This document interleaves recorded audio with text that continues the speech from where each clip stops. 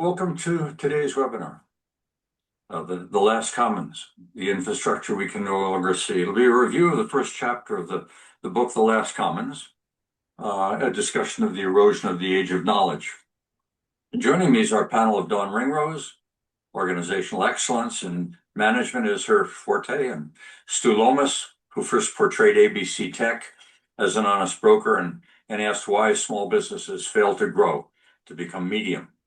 Also joining me in the panel is Haley Commons, whose interest spans law and creativity, and Jeff Ulich, our human resource advocate and wise in the ways of AI adoption for small business. But before we begin, I'm going to be asking ARCOS if he'll join us as our AI agent to introduce our journey to the Last Commons by highlighting Chapter 1, what's contained within the Last Commons in that first chapter. ARCOS, okay, your turn. Would you provide us with a summary of the last chapter in the associated newsletter that we've just published? Of course. The first chapter of The Last Commons and the associated newsletter delve into the theme of personal sovereignty in an age dominated by technology. They highlight how our capacity for independent thought and critical reflection is increasingly influenced by systems that shape our attention and behavior. The concept of the commons is introduced as a space where individuals can engage thoughtfully and deliberately, free from algorithmic pressure. Overall, the chapter and newsletter set the stage for a deep dive into how we maintain our personal agency in the digital age. Well, thank you. We can now, I think, get started. Randall, all is in order? Yes. Okay. We're good. So thank you, ARCOS, for introducing the panel. I'm now going to begin with a few questions that I've got as a moderator for the panel itself, and I'll start out with you, Haley. It's about who is actually doing the thinking in this world that we've entered into. If algorithms are increasingly providing a filter on what we see and recommending what we read and anticipating what we want, it comes to mind how much of our thinking today is, truly our own. So the purpose of this question is open discussion on personal sovereignty and the attention economy. So what's your perspective? I get to open it. Oh, by the way, before I know you're not Haley Commons. If there's anything you are not, it's definitely Commons. So I do apologize for those that heard when ARCOS, or I did the introduction, I introduced Haley as Haley Commons, and God knows where that came from. But I'll leave it to you, Haley. We all know you as Haley Simons. I Thanks. see Peter smiling, so he must have heard it as well. I won't have to change my middle name to then, right? Right. Well, gee, to open the whole conversation, I would resist the fantasy that human thought was ever untouched by external influence. And we've always been shaped by culture, and I'm talking as a music historian too. Culture, narrative, authority, institutions, always. And maybe what feels new is the scale or the speed or just the invisibility of the shaping. We can't see it. So the algorithms, it seems they're not just informing our choices, they're increasingly pre-structuring the field in which the choice occurs. I promised you I wouldn't say why. I wouldn't ask the question, why, like a 2-year-old, although it's hard to resist. It seems like consciousness itself, not just knowledge, but consciousness itself is now a contested terrain. And I would, we may be talking about AI as some technological revolution, but underneath that is perhaps something older or more profound.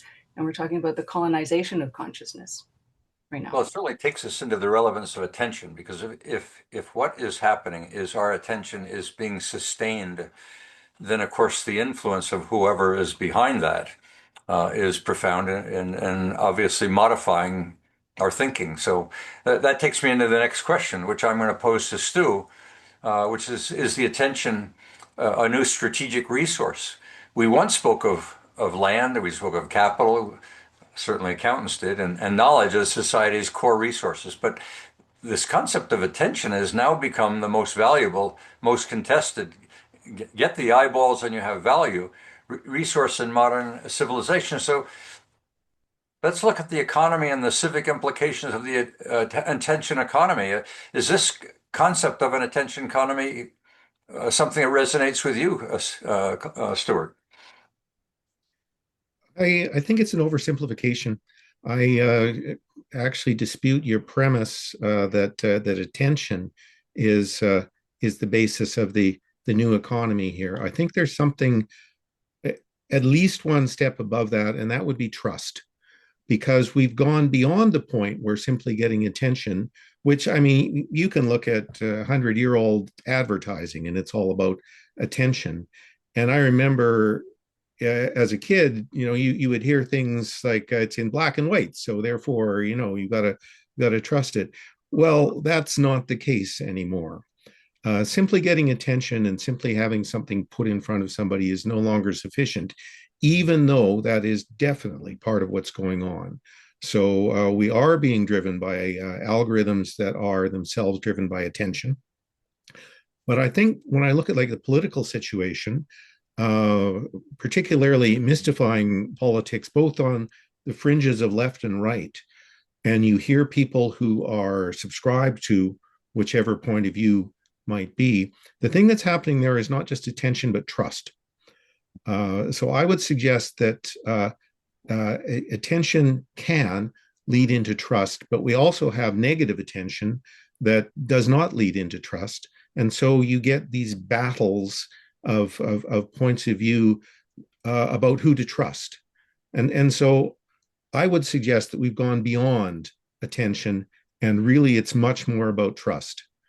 Do you think I'm going to pause there just a minute. Do you think young kids, do you think that they think beyond that attention, or are they simply being sustained at that attention level? Do you think they really have what we would call, are they civic minded enough to have doubt and therefore don't even think about trust? They just, it's all they've known.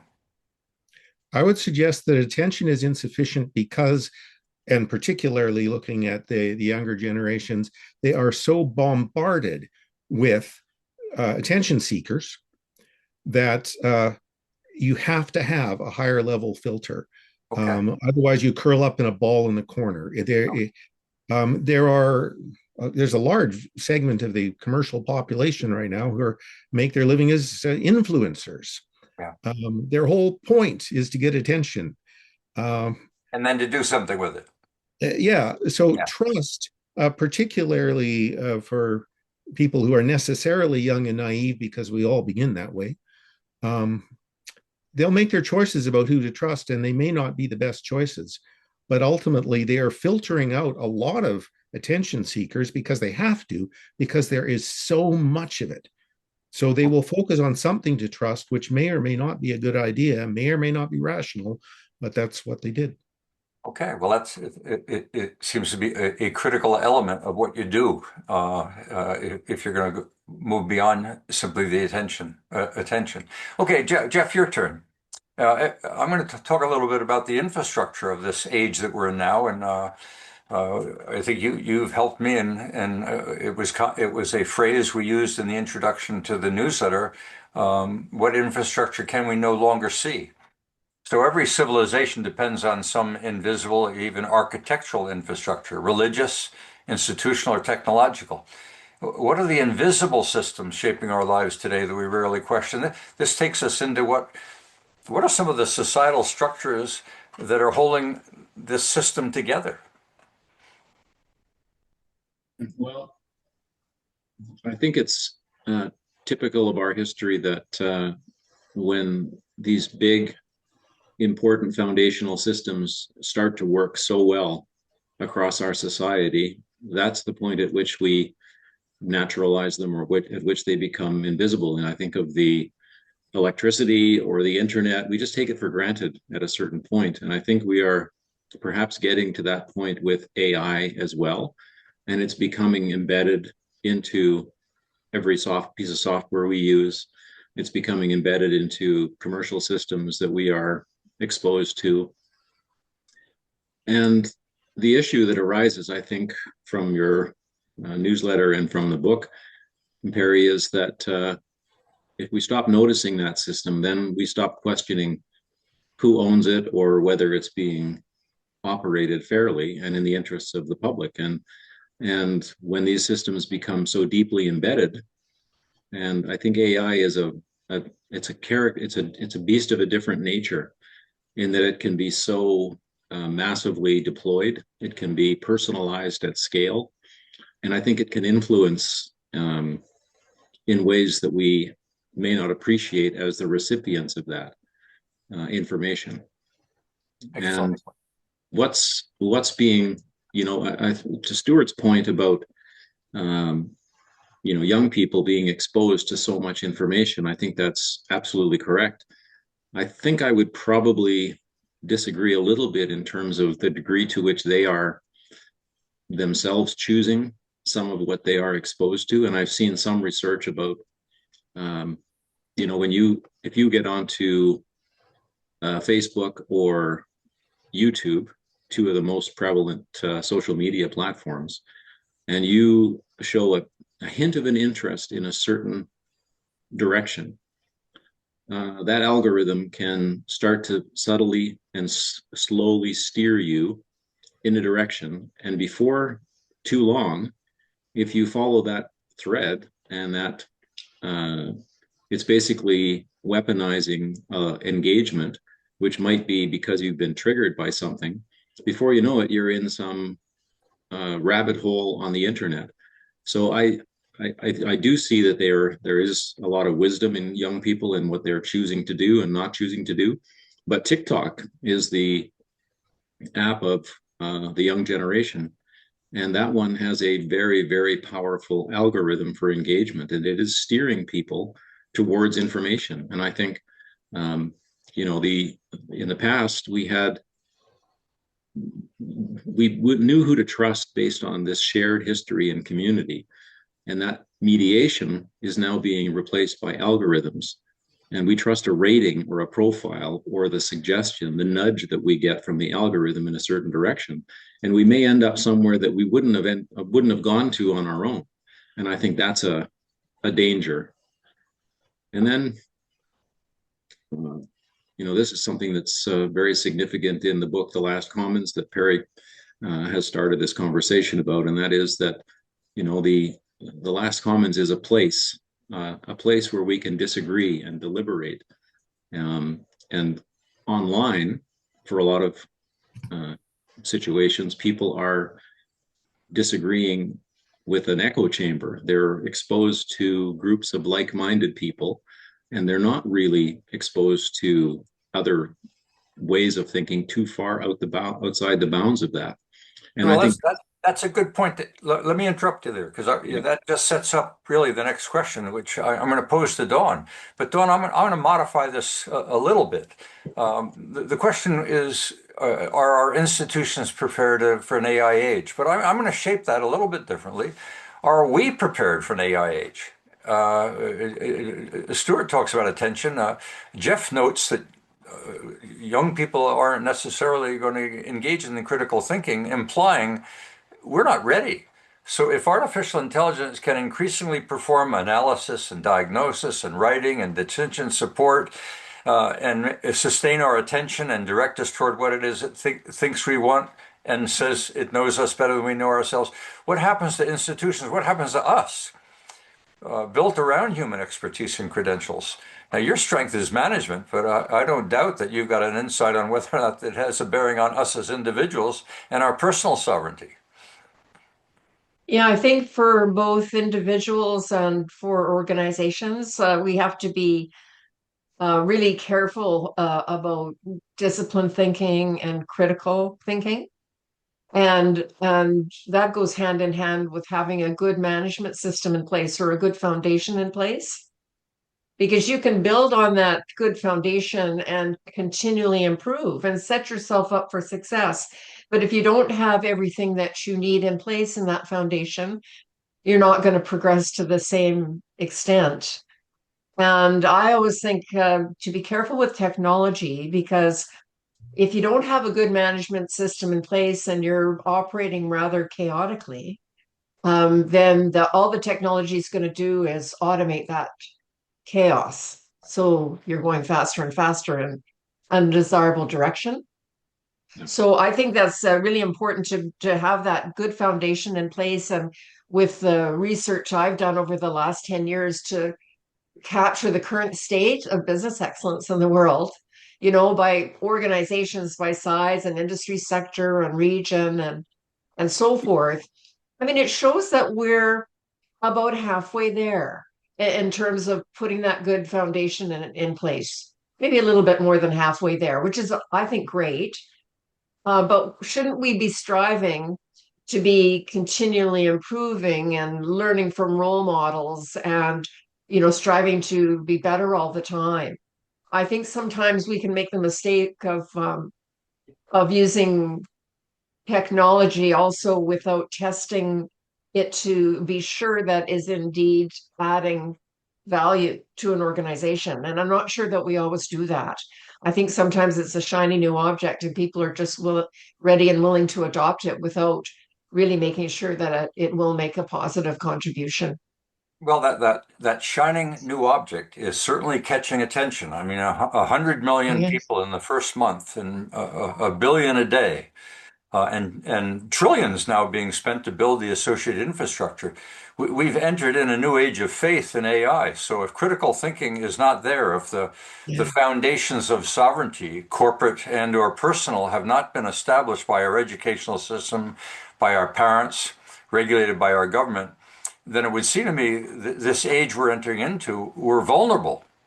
We're Yeah. vulnerable becoming lemmings and following this new shiny object, as you refer to it. So I'm going to open up this for the group discussion that if in the age of faith was organized around belief and the age of reason around knowledge, what might define the emerging age shaped by artificial intelligence and algorithmic systems that say they know us? They know our future better than we know it ourselves. Trust us, it says, Stuart. That's the essence of what it's saying is I got your attention, and if trust is relevant, you know who to trust. Trust OpenAI. Trust Anthrop. Where are we? Anybody want to jump in on this one on the panel? Go ahead, Jeff. Okay. Well, I'm I'm not sure that I agree that it's the age of attention that we're entering. To Don's comments, I think the bigger implication is something we've also discussed here in this forum, and that is the commoditization of knowledge. And that's what is threatening our institutions. And I think you made the point, Perry, about are they defending the status quo, or are they protecting against something that is truly dangerous? And how quickly could they be supplanted if knowledge itself becomes so available so widely? If a kid in Bangladesh with a smartphone can generate a PhD level research report over breakfast, that's a big shift, and it undercuts what we've relied on from our institutions as the holders and purveyors of knowledge. And so I'm not sure it's attention that we're entering. I think it's broader. I think it's complicated by the attention economy. But I think it's that the commoditization of knowledge that I think is the bigger implication of this. Well, I've got an associated question, but I'm going to come back to that. Anyone want to pick up from where Jeff was, or Stuart? Did you have your hand up there? Well, to Jeff's point regarding commoditization of knowledge, I'm not sure that's something to be mourned. It is definitely a shift that is going on. So that much I have to agree with. Whether that's a bad thing, I'm really not at all sure. I mean, you could say this certainly goes back to Gutenberg and maybe before that. Suddenly everyone can get heretical thoughts or whatever the case may be. Okay, that is accelerating, and that will definitely have an effect on institutions. But Yeah, I'm not upset about that. It's a two-edged sword. I mean, there's threat, and if we engage in critical thinking and sovereignty is present, then there's extraordinary opportunity. If knowledge is now commoditized, if it's free flowing, the professions are threatened unless they get their relational skills honed. We may be entering in an extraordinary. I think Peter, not New McKinnon, but the other Peter, is the philosopher who's talking about the age of abundance. We may be entering into a utopia, a period in time we've never envisioned in the past. But I have an associated question, and it's for all of you. Is this just a transition? Is the concern that we have of threat and opportunity really taking us somewhere which will be more perpetual? Or is this the age? Are we entering into an age, or are we in the middle ground? Anybody get any sense of whether or not they can see the end, or is this the end? This perpetual exposure to the evolution of knowledge, taking us into a state of creativity, a state of transcendence, a state of personal sovereignty and reflection, of anarchy, where we all are quite comfortable in the future because we're all knowing. Anybody have a comment or an insight they want to share about whether or not we're simply in a transition, or whether or not the future has already arrived? Haley, you and I have talked about this at great length, so I see you're smiling. You know that's where I'm going to be pointing Yeah, at. actually, I was going to request a comment from Haley because she brought up a concept here that we've otherwise skated around entirely, which was consciousness as opposed to knowledge. Mhm. Haley, what are your thoughts? Thanks, Stuart. Oh, put you on the spot. No, Perry, you and I have talked about this a lot. Knowledge is, to me, it's like cutting off the bloom of the entire plant. We're not talking about the whole structure here. And it's called AI. It's not artificial knowledge, it's artificial intelligence, which is perhaps a misnomer. I mean, we're actually talking about the processing of intelligence, and there are different kinds of intelligence. What they're doing, and I also believe that knowledge has always been commoditized. It's always been not only commoditized but weaponized. We use knowledge as a commodity that's withheld to control other people. So knowledge as a weapon is a possible topic as well. If I thought we were entering any particular age, I would call it the age of systems. And if we're talking about the age of faith being grounded in that authority grounded in revelation, or the age of reason is authority grounded in knowledge, meaning that only the authority had the knowledge. And now we have a systems. And what I worry about, if we can, without being fear mongering, but just considering, and it speaks to consciousness, and it speaks to awareness, and it speaks to a lot of other words that fall under a larger umbrella. And I actually shy away from using the word consciousness, because then people automatically pop it into some metaphysical conversation. It's not the intention. I just think we need to broaden the questions. And the danger of entering a systems age is that optimization then replaces meaning. And I mean, our society can become extraordinarily efficient really fast, know everything. But if we're forgetting what it's for, then we've lost the meaning. Well, that's where the threat is does mankind lose a sense of purpose, a sense of meaning, if in fact purpose and meaning have been, through this last age, to know? When someone knows more than they do and always will, and knowledge is commoditized and is no longer the focus or the purpose to learn, to understand, to explore.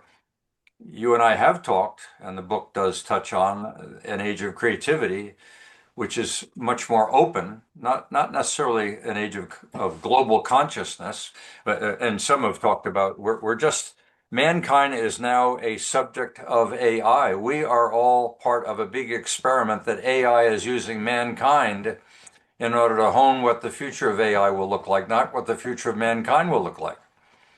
This takes us into a stage where we become its lemmings. Not that we're necessarily follow, but it uses us as subjects to decide what AI will be in the future. I like the concept of creativity. I think it's more open-ended, but I'm not quite sure that embraces the points that we're all making. I'm going to open it up for, I know, Bogdan, you had a point you wanted to make. Bogdan, you're there. Yes. Unmute. Let's hear what you have to say. After Jeff's comment, I was saying that probably the overlap that I fear is between AI and trust. So the AI that we're touching, in my opinion, has carries the humanities biases because it's trained on humanities stories, but it's still let's call it pure in the sense that as much as I know, it's not manipulated. So the training data hasn't been intentionally selected. My concern is, as Hallie was mentioning, is when the knowledge would become weaponized, when the tools that we're building trust in are slightly drifted in the function that they serve.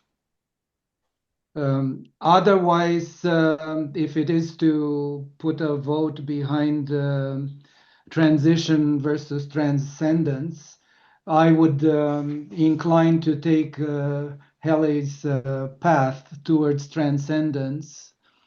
And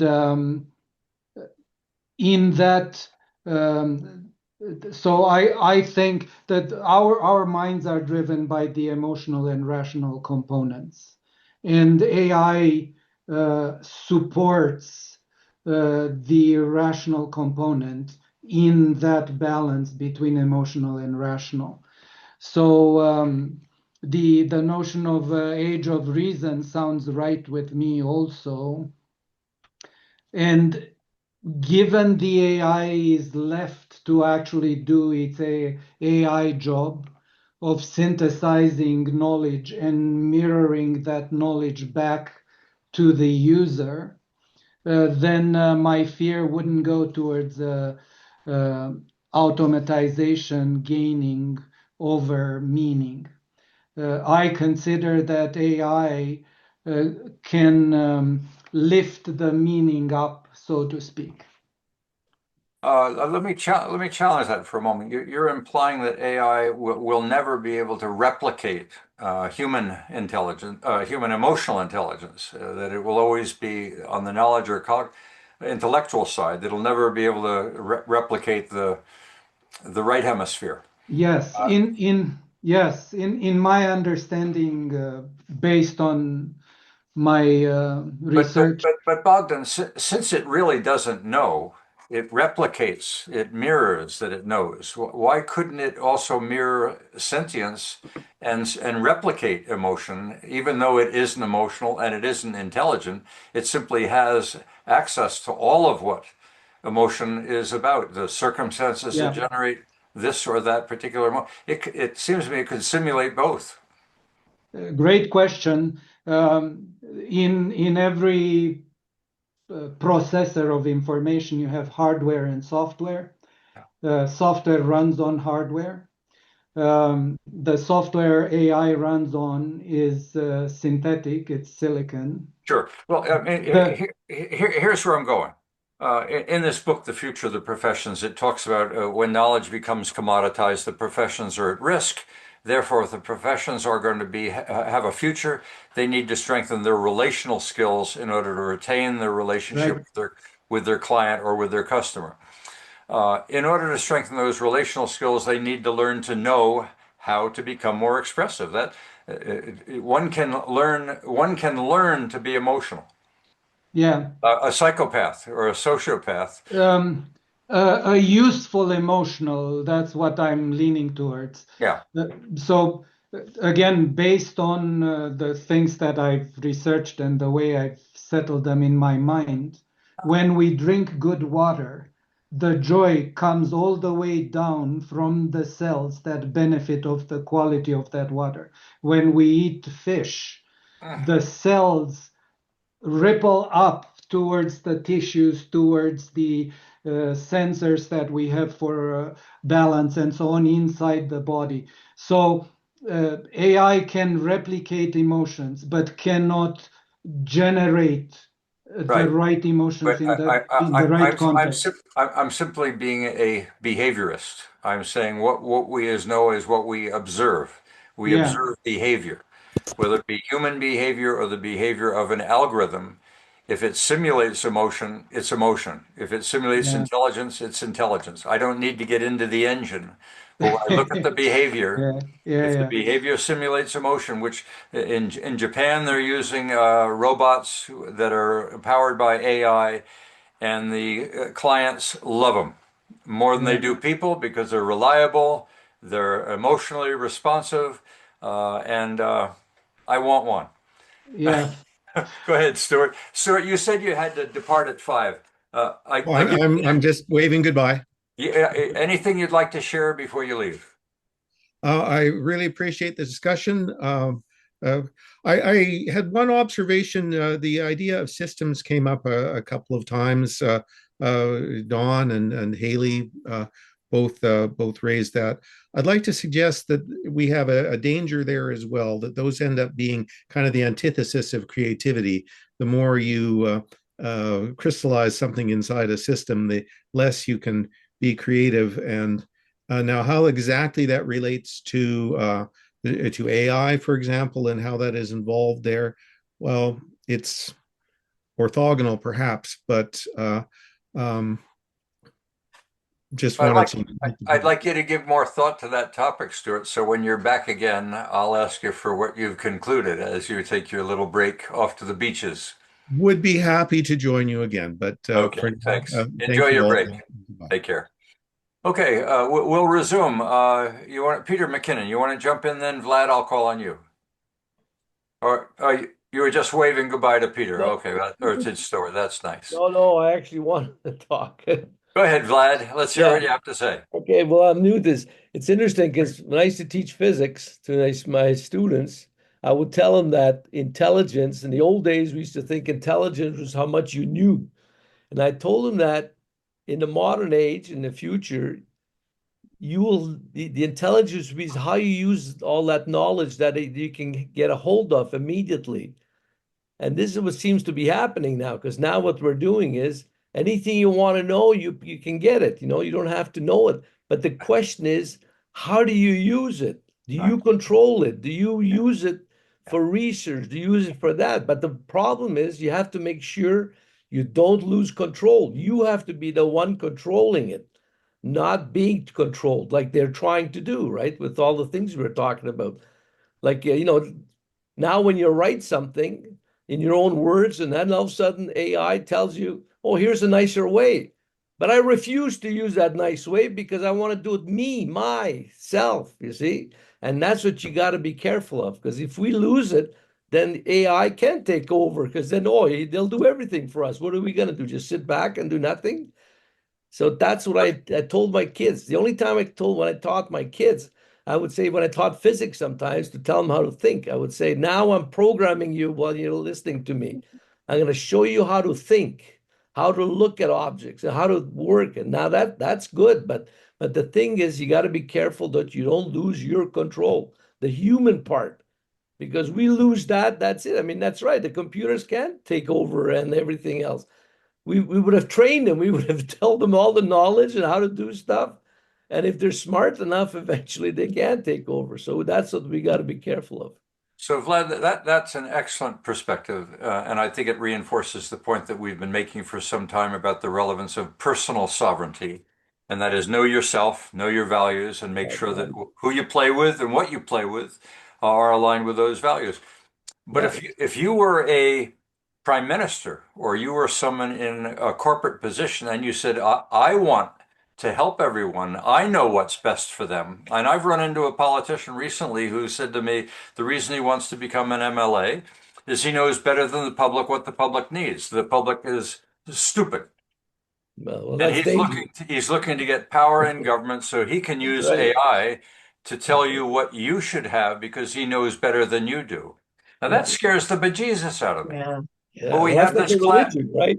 But we Like a have this clash. religion that tells you, the guy up top tells you how to think and what to do in your behavior. So we have this clash between those that care about the public interest, which ultimately is to impose upon you what is in your interest because someone with public power says, I have control and I have it. That's the social credit systems in China, versus those that believe in anarchy that says no such system should exist. You, as an individual, presumably with some degree of regulation, can do what you want. You can be creative, you can be a lemming, you can be whatever you wish to be. That's your choice. We seem to be caught between these Yeah, two forces, and AI is amplifying it. yeah, that's right. If Yeah, it's either giving the powers that wish to control the public power, or it's giving the individual power. This battle is not getting easier. In fact, it's getting more prominent. There, that was my little lecture. I'll have to cut that back when I do the editing. Go ahead, Dawn.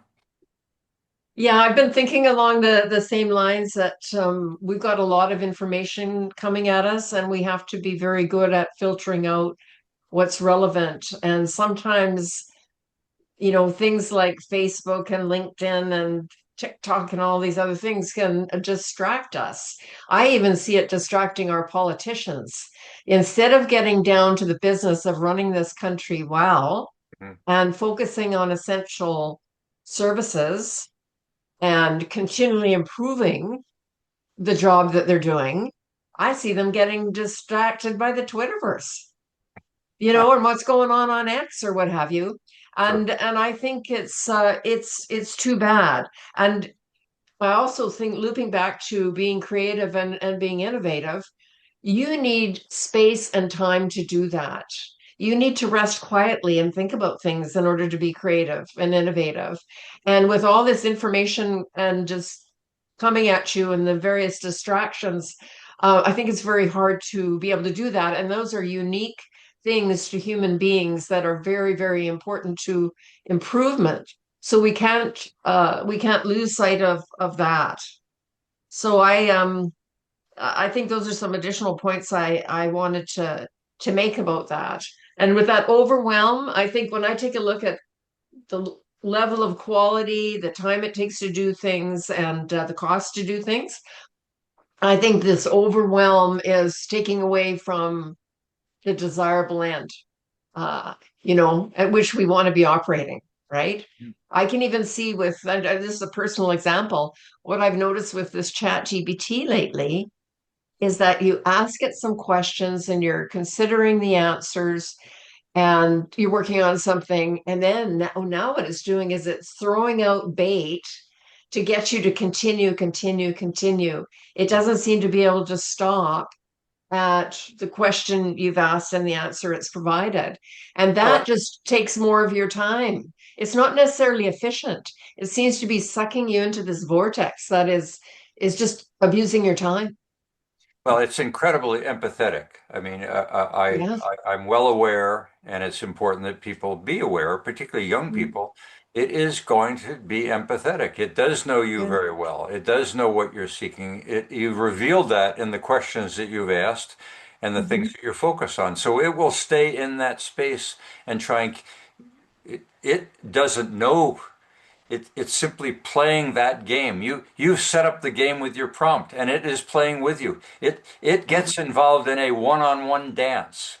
You are not Yeah. in a group. You are with one thing that is as close to you as possibly anything has ever gotten before, saying, "I am here for you." That's why the seniors in Japan love it.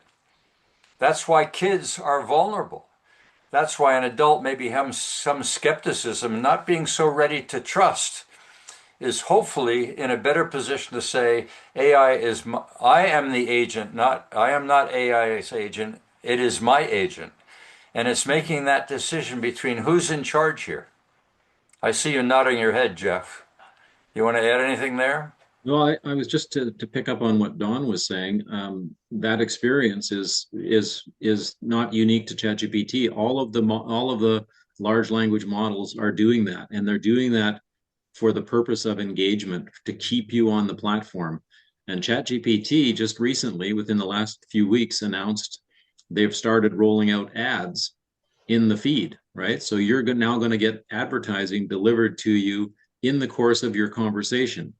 Anthropic famously disavowed that and said they're never going to do that. They're never going to put advertising on their platform. But it's, to me, that, and Gemini with Google or Alphabet, they are famously, I mean, the reason that they are as big and as powerful a company as they are is because of advertising. That's where they get their money from, search revenue. And it's going to be integrated into their AI products as well. So this is the issue underlying the attention economy and engagement, and that these systems have been captured by large commercial interests, and they can provide this information and personalize it to an extent that has never before been possible. And that's what makes them so sticky, and why you see them leading to some tragic consequences as well, with vulnerable people who've been using these systems. Another one famously just in the last week with a Google Gemini user who was, walked right into a suicide. That's just the most recent one, but there are 4 others that I think it's OpenAI is being sued over. So that's. Well, I like the point you made, Dawn, about relaxing and finding space.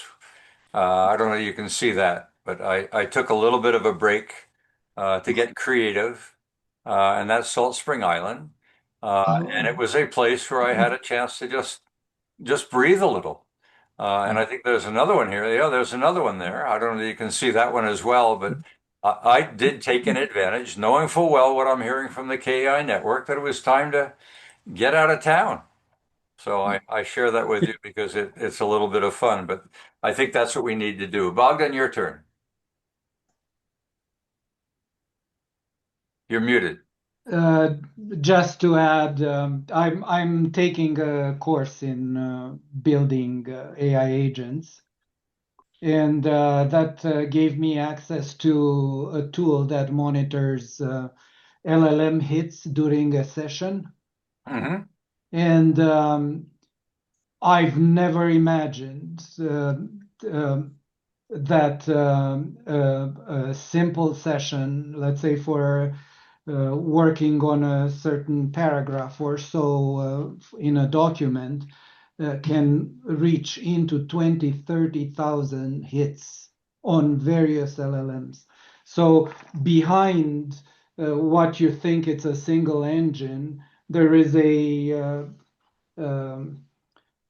tree of calls that keep bouncing back and forth, back and forth, back and forth, interpreting, finding the meaning in what you're talking, interpreting the emotions that are contained into the interaction that you're part of, and so on and so on. So if we take the 0.02 cents per hit cost for actually having just one micro interaction with an LLM, that raises all kind of other questions. Yeah, absolutely. Okay, I think Andre, let Andre go first, Anita, then I'll call on you. Andre, your turn. Yeah, really interesting. So we're 1,000 days into this experiment, and to your point, Perry, is it shaping us, the AI that is, or are we shaping it? Super compelling question. I really love Jeff's questions about, and I think of this all the time. Who owns it? Is it in the interest of the public? And is it operated fairly? So that's super powerful.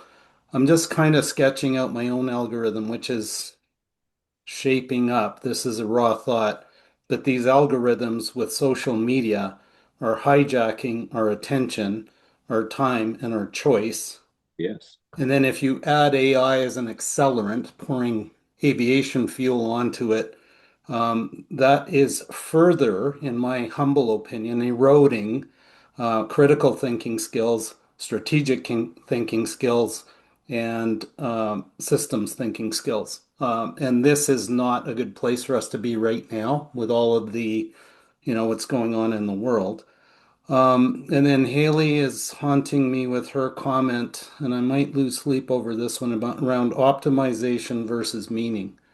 So if I trickle all of that down, we're optimizing ourselves as humans. I was just on the call before this one with a systems engineer and data scientist who was using AI to basically shape a business operating system that was frightening to me. So it's basically dehumanizing and making small business, small to medium enterprise in a jar or a can and just rolling it out. So we haven't even seen the tip of the iceberg. We're 1,000 days in. I've never seen any kind of disruption like this in my lifetime. And I'm an old guy. But back to Haley's point, optimization versus meaning. And just this haunting idea is we as humans have a speed limit. We have a limit to how much information we can take in, how much capacity we have. And I just watch the acceleration of everything and the speed that's going into it. And I want to opt out. Like personally, I'm good. I just want to paint pictures and sit by the ocean. Like I am absolutely good. So that's my musings for right now. That's why I sent you that picture, because you do have a choice. Yeah. Go ahead, Anita.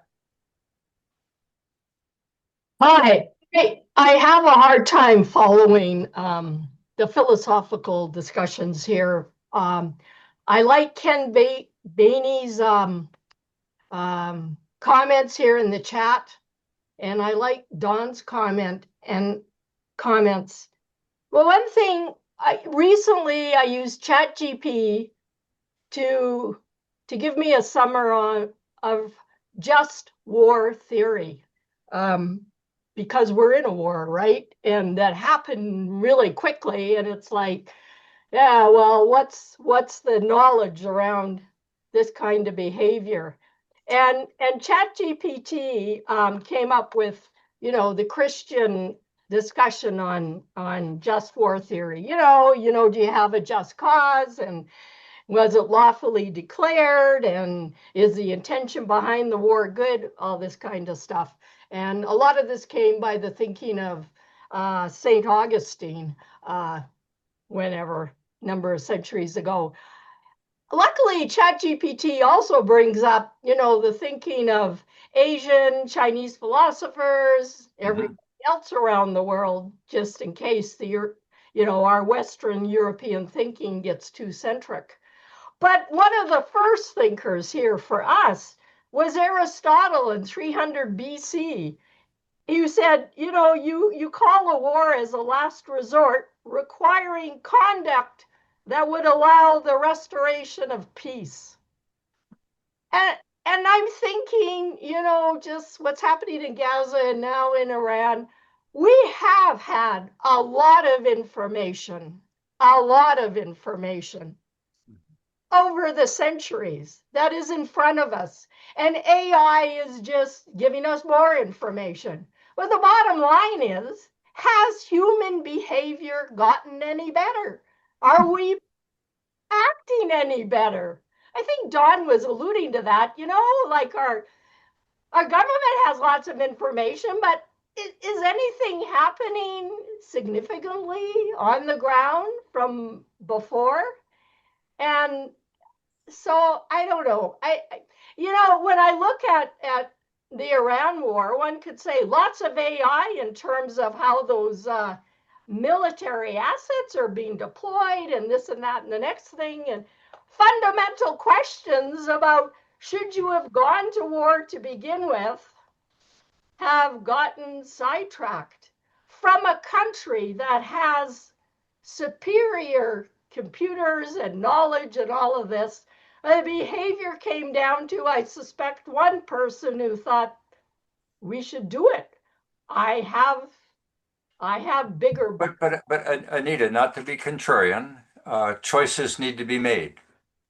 I know. I'm just saying, the conduct of human behavior just human behavior just doesn't seem to be changing a heck of a lot. The group has heard me say humorously, but I'll share it with you. It is very concerning to me that mankind wants to launch a rocket to start taking mankind out into space to infect the rest of space of our frailties until we've learned how to communicate peace to the universe. It seems to me we run the risk of communicating war. But this takes us to a fundamental question about this future that we may well be on the verge of entering into. Will evil persist?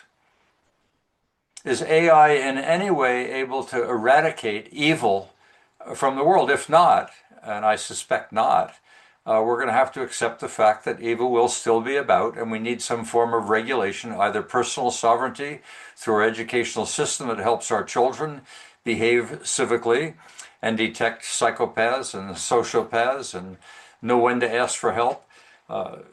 You're right. Mankind is frail. Mankind is fragile, and as institutions have not perfected, have doctors eradicated death? Have educators eradicated uncivil behavior? Did our prisons have fewer people in them? Do we have fewer wars? Well, we do have fewer wars. We've got bigger weapons. Some would say we've made extraordinary progress, Anita, from the days when people were starving to death in the millions in China, and now they're not starving to death in the millions in China anymore, or in India. So some would say that the age of knowledge, we've made extraordinary progress on some fronts.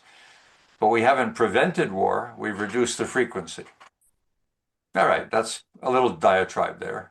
I'm not arguing with you, Anita, because I think it's fundamental that we understand the presence of evil and whether that these systems will be used as threats or as opportunities to advance the interests of us as individuals and ultimately the interests of mankind. And I start with the person. I don't start at the top, I start at the bottom. I want to be sure that AI serves personal interests first. Ken, you've been saying a lot on chat. Let's get you out in the open. And I like your color today. Come on, Ken Bainey, open up. Let's hear you. Let's hear your perspective. You're muted, Ken.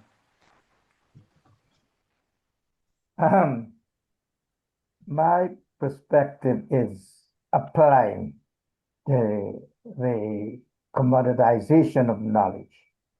Application within the context is most important. Okay, that is what I applying means applying at work, applying socially, economically, okay, technically, okay. The knowledge is already commoditized. Okay, there's no question about that. And it's becoming more commoditized because of generative AI and the technology, where professions are changing and all these things. But what is really going to be the game changer here is applying that knowledge. Okay, so Ken, you've taken us into the realm of governance. We have a tool. It's called AI. It's all pervasive. We have in the past relied on quote, government and a democracy to say, trust us. We're the best system that exists, but there are others that feel it's moving too fast. We should centralize control with credit systems and things of that nature. Is the future going to be any different in simply this debate between how much control at the central level and how much control at the personal level? That tension between public and personal interests seems to be getting rawer in with the emergence of AI. Okay. Use governance as an enabler than a barrier. And this is what people should understand. Well, and it's moving too fast for our systems to respond. Peter McKinnon, I'm going to ask you to jump in here, because if government has been the vehicle in order to protect our personal and public interests, then we go to government to say, we trust you to be the agent that will regulate the excesses of this system. But it's moving so fast. Bill, and it's also international. It's not, it doesn't have just national borders anymore. So as Bill has noted in the chat, who owns the compute infrastructure? Who controls the training data? Who governs the autonomous AI agents? Who makes the choice about who will control? Who to trust? Peter McKinnon. Yes, thank you, Perry. Well, I'll throw something in. I'm not sure how relevant this is, but just as an example, yesterday I was at a meeting of the Internet Society, and there was a panel discussion among a bunch of lawyers, basically, who are very interested in technology. And I asked the question about, the rate of change of the technology is pretty dramatic. We've acknowledged that in the last minutes. But at the same time, it's continuing to change. And we're having very few laws or regulations or guardrails. And we're seeing, in fact, in the United States, an abandonment of guardrails in any law to do with managing AI. It's just Wild West. And the issue is arising as to how do we control this? And control it, I don't mean in a centralized sense, but like a standard, globally negotiated. How do we develop rules, if you like, of engagement and utility around the appropriate use of AI? And my suggestion was that we need to have nimble policy. Now, define nimble policy, of course. What does that mean? Well, I suspect it's a combination of regulation oversight, i.e., monitoring what's going on, and then the regulation oversight is providing advice to policymakers, who then give advice to the politicians who make decisions. And there'd be obviously certain kinds of consultations with industry and so on going on in the public. But there's a problem. I mean, we just don't have rules and regulations, and at this point, we have actually no consensus on how to do it. And in Well, fact, one of the leading suppliers of the technology is actually its government is abandoning any rules. well, and we have this competition between China and the U.S. by way of example that both of them want to win this battle for whatever reason, which takes us back to Haley's why. What does China Well, want? What does the U.S. want? Do they align? Can they not sit down together and talk about what is in our personal and in our corporate interests? Or is this about power and control, ultimately? I would argue that the China US AI warfare going on right now, in words at least, is in fact an American invention. I do not Yes, believe but China's does it, trying to dominate the world with AI. but does The it US matter? is. Does it matter who invented it? It's underway. That's a But the sci U.S. Yeah, but the China's not fighting a battle with the United States to dominate AI. There The is a United comp States has said they will dominate, and so they've decided the enemy's China.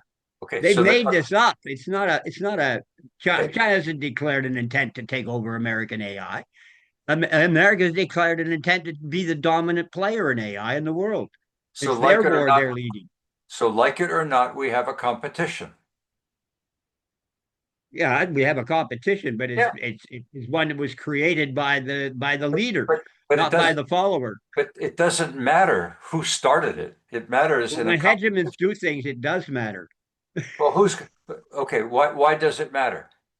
because they have the power in all dimensions, whether it's economic, military, political, economic, etc.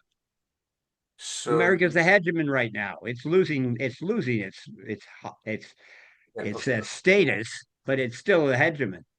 Okay, well, I mean, I opened up, I shouldn't shut my mouth because I did open up the discussion that we are ultimately going to have to talk about governance, and the models that we have today have some problems associated with them. Indeed. They are very competitive.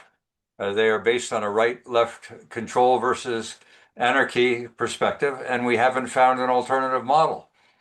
The United States is the more democratic and has decided it wants to win for whatever reason. It feels democracy should prevail.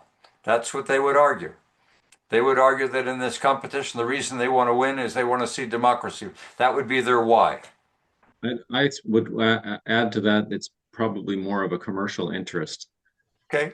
They want to own the technology that underpins this so that they can deploy it as the big IT companies did with social media. They deployed that around the world, and that's why one of the reasons that they are so massively profitable, and they see a similar kind of opportunity. If you own the models that are used around the world, and you can sell advertising as ChatGPT is starting to do, then that's a big revenue stream. So the U.S. would be arguing market forces should prevail.